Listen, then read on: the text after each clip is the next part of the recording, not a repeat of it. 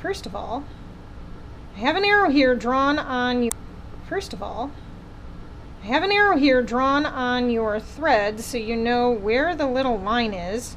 There's a little cut in the thread so that you can attach or close up the thread every time you do it. So as you can see, if you just peel back just a tiny bit, there's that crack there, and you can pull out the thread.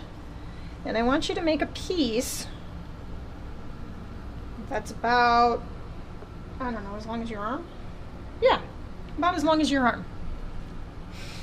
And then go ahead and take the end part of that piece and hold with your thumb so that you can pull it back into that crack.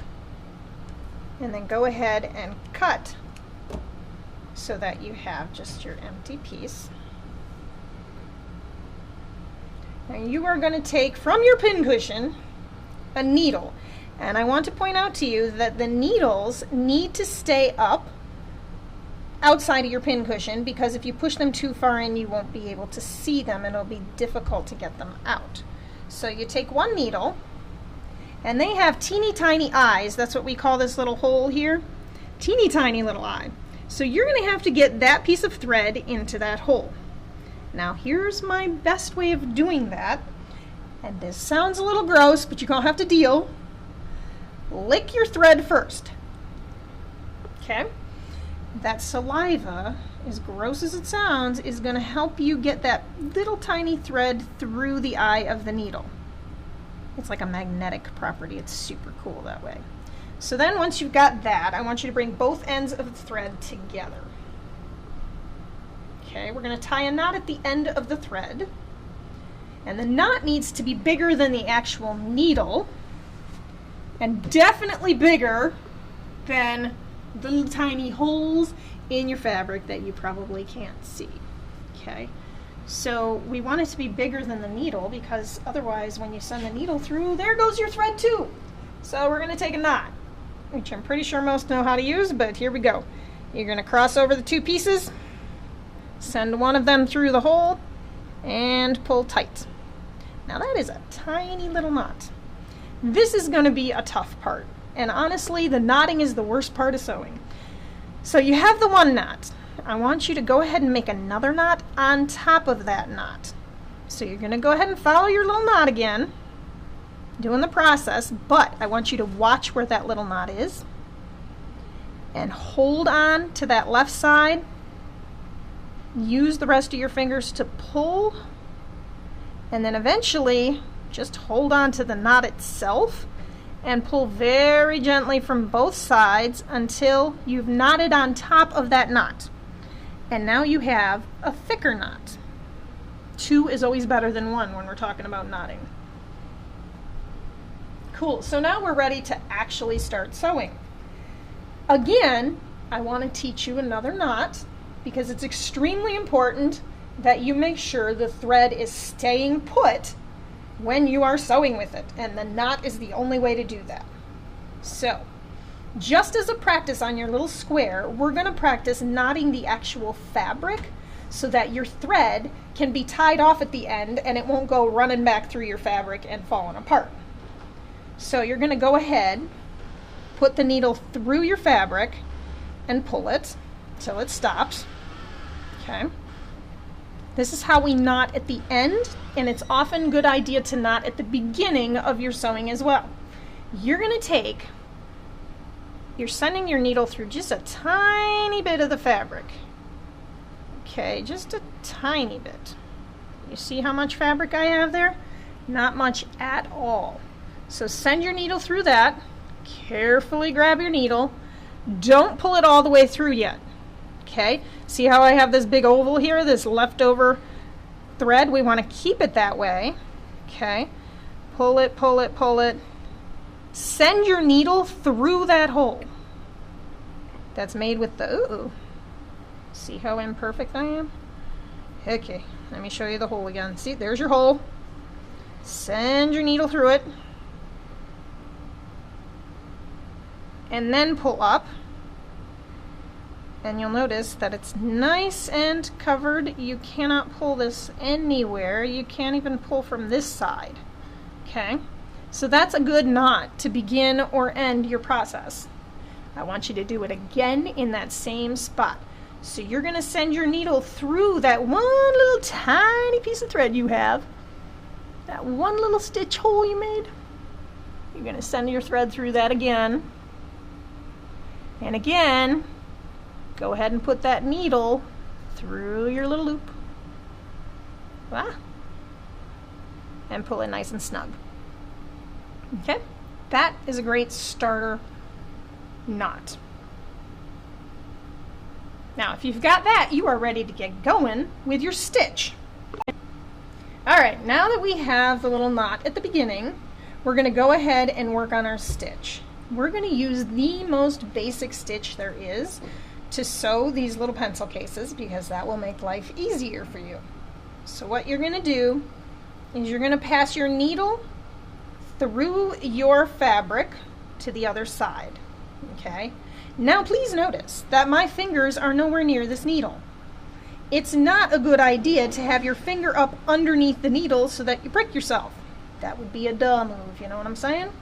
So you're going to push it through, pull it through the other side.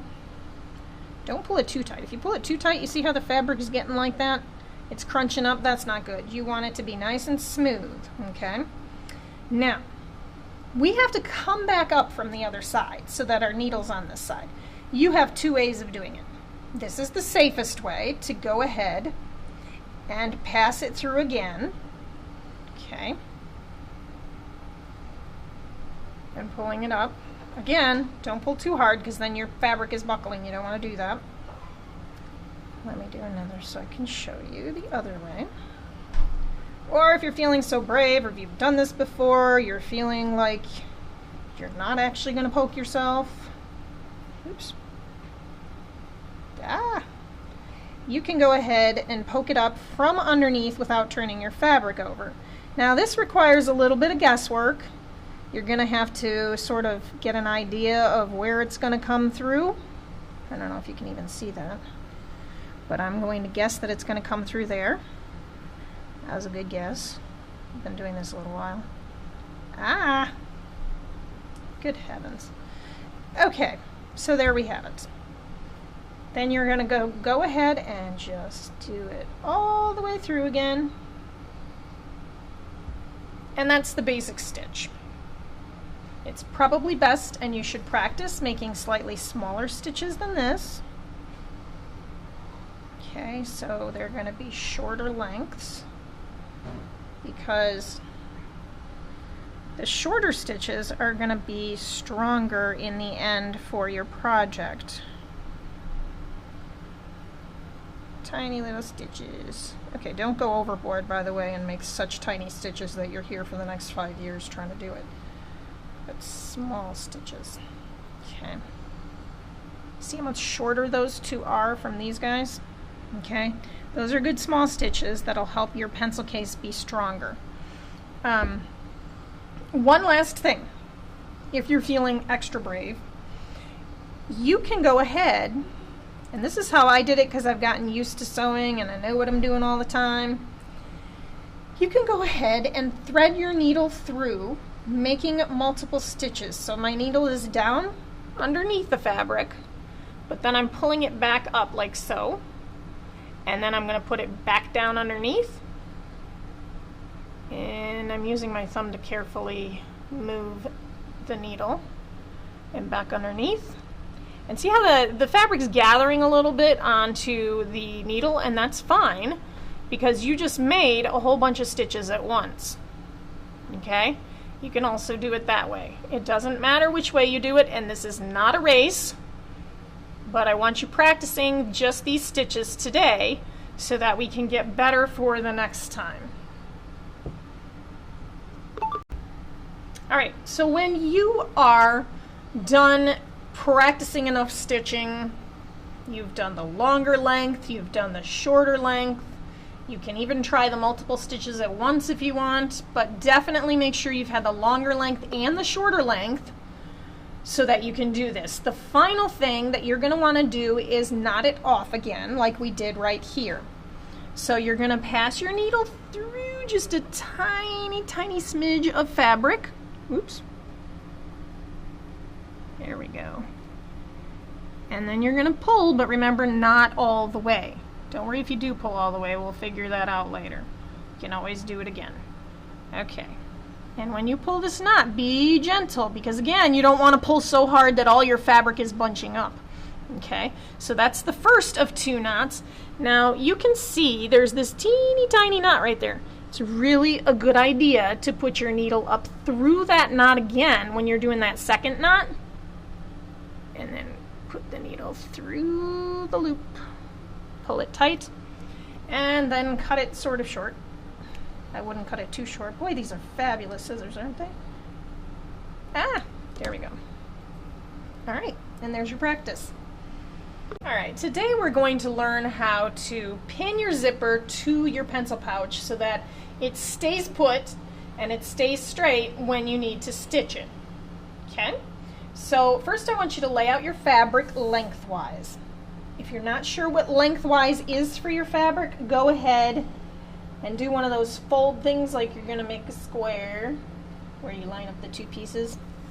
And if you can see, I've got my extra fabric here, so that is my longer side. Okay? Your pencil pouch, if you want to fold it in half, is going to end up looking like that, but of course needs the zipper so you can open and shut it.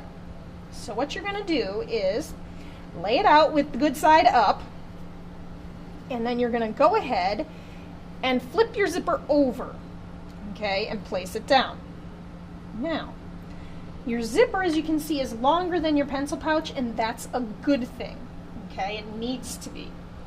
How we're going to do this is we're going to line up the zipper so that it has a good enough amount of give on either side and is not shorter than your actual pouch. So go ahead and fold down that little zipper pull so we can see what we're doing. And you want your zipper pull to end, about like a 1/4 inch, which I know is hard to eyeball. But if you look at mine, I have the little jagged edges a little bit further than the edge of your fabric. That's about where you want it. About is the key word because you do not have to be perfect in this, okay? So notice I also have it lined up with the fabric up at the top. This is what we call putting right sides together because the right side of the zipper is facing the right side of the fabric. Now when you pin this, hopefully you'll know in advance which direction you plan to stitch it. I personally like to stitch from left to right, so I'm actually going to pin it as if I'm going to stitch from left to right. What that means is I'm going to take it here. Actually, no, I'm going to start on the back side.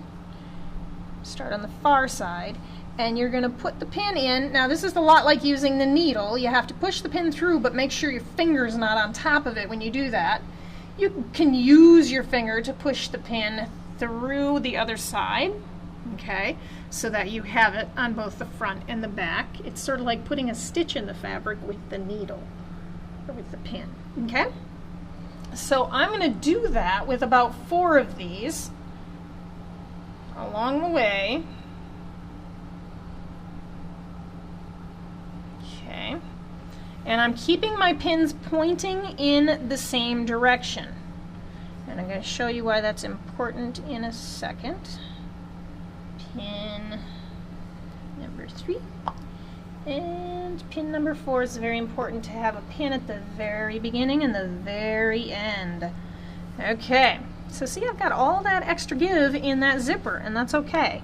So I typically stitch from left to right. Notice that when I stitch, I'm going to end up running up against the ball part of the pin before I do anything else. If you're pinning it the other way around, you're going to be stitching and your poor little fingers are going to hit that point, ow, that didn't feel good, before you continue on. So it's a whole lot nicer if you put the plastic part of the pin before anything else. So see, I'm going to be stitching in that direction, so that is where my pins are pointing. Okay. That's all you need to do to have it pinned. Alrighty, so today we're also going to go ahead and stitch along that zipper so our zipper stays on, because that's really important to have the zipper stay on. Remembering what we did the other day with all of these little stitches, we're going to do the same thing. So we're going to that thread where the arrow is, pull it out of the little slit. You want to make it longer than your zipper by 4, which is a little weird. If you feel like measuring it, then go for it. If you don't, that's fine. This is, again, not a perfect science. Okay? I like to cut it before I figure out where it needs to go, in where the little arrow in the slit is on the thread. This is a spool of thread. Come on, go in the little slit. These things are so difficult. There we go. Okay. You're going to take that lovely needle. Remember, your needles are sticking up. Hopefully the class before you kept them that way. And then you're going to take your thread. Don't forget to lick it, as gross as that is.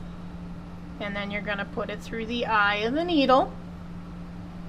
This is a really, really long piece of thread, so you're going to have to be careful. Hopefully it won't get too tied up. And remember, you're going to find both ends and put them together. You're going to cross over to start your knot. Go ahead and loop through. Pull it snug. You've got one knot. Remember, it's always a good idea to do a second knot over that. So you're going to do the knot, but you're always going to be watching that first knot so that your loop ends up covering that knot, and then you have a double big knot. Okay. Now you should be ready to start stitching. Now remember, you're going to start on the side that's closest to the ball of your pins, because you don't want to poke your finger too much. Okay, and we're going to do just like we did before, where you go through.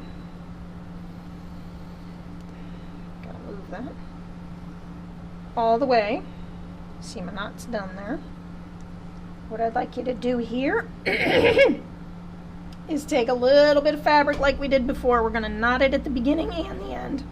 Excuse me. Now this is where it's a little bit tricky because you have so much thread. But pull it a little bit, get it through that loop. Got to be careful with your thread that it doesn't get all goofy, so go ahead and go slow. Everything about sewing is slow right now. By hand is slow, by machine is fast. We'll do by machine later. Okay, so I'm going to do another one, just to triple check that we're okay. Woo! Going through the loopy poo. Doo-ba-doo-ba-doo-ba-doo-ba-doo. Okay, now I'm ready to go ahead and do my stitch. Remember, short stitches are always better, and I like to kind of do the blind stitching, so you'll see me moving the thread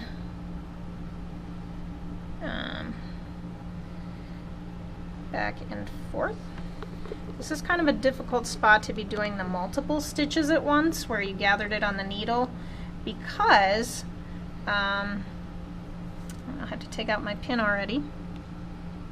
Just take them out as you go. But it's difficult to do multiple stitches at a time because you've now got two pieces of fabric. Okay. So carefully, just one way and then the other. Okay. If you have to look at both sides, that's totally cool. Just remember that you need to go slow. You've got a lot of thread going on here. If it starts getting funny looking, go ahead and pull it a little bit. Okay. Don't pull too tight because we don't want everything getting all bunched up. Okay.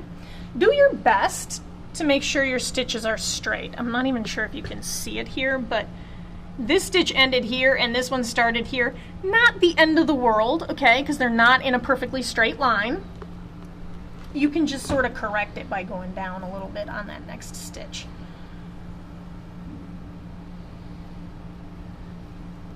Okay, and as we move along, that thread's going to get shorter, of course, as we use it, so it won't be as big of a pain in the butt as you get to the end of your zipper. Okay. Like I said, when you get to the next pin, you can go ahead and pull that pin out while you're working, and then you should be able to get all the way to the end. If you don't get to the end during class, then you put your needle through like so, but not all the way through because you don't want to make it a stitch, okay? But you just kind of set it there, and then that's how it works.